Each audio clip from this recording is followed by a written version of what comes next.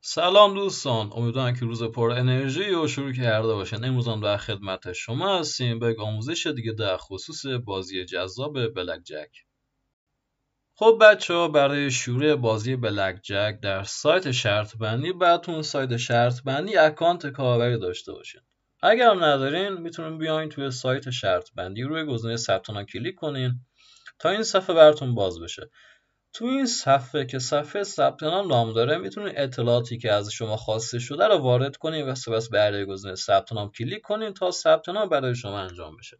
اگر از قبل توی سایت شرط بندی حساب کاربری دارین، بیان روی ورود به حساب کاربری کلیک کنین. توی فرمی که هست نام کاربری که نه، ایمیل یا هم نام کاربری، رمز عبور و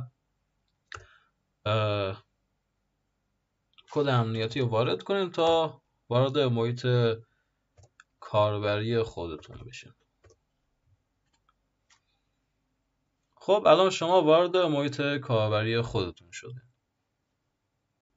خب بچه ها، اینم که از محیط کاربری که گزینه‌های زیادی وجود داره که ما تو این ویدیو با همش سر کار نداریم.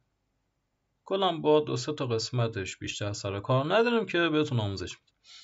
خب فرض کنیم شما میخوایم بازی بلک جک رو شروع کنیم. برای اینکه بتونید وارد محیط بازی بلک جک بشین، باید حساب خودتون رو از قبل شارژ کنید. برای شارژ حساب میاد روی این گزینه کلیک میکنین و این صفحه براتون باز میشه. شما به توسط 3 طریق میتونین اکانت خودتون رو شارژ بکنید. روش اول توسط درگاه. حالا من همه صفحات رو براتون باز میکنم تا با محیطش آشنا بشید.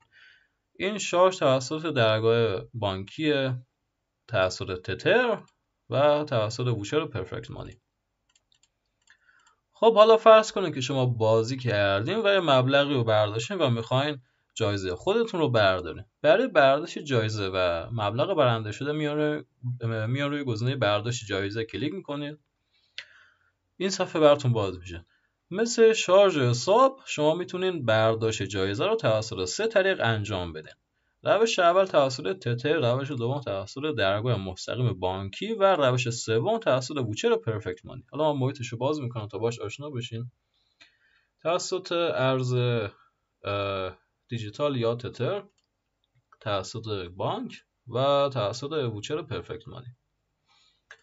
خب برای ورود به محیط بازی بلک جک بعد بیان توی کازینوی آنلاین کلیک کنین و روی بازی بلک جک کلیک کنین. چند لحظه زمان میبره تا محیط بازی به صورت کامل براتون لود بشه. خب بچه ها، صفحه به صورت کامل برای ما لود شد و همونطور که میبینین اینجا مبلغ موجودیتون براتون میاد و روی شروع بازی کلیک میکنین تا وارد محیط بازی بشین.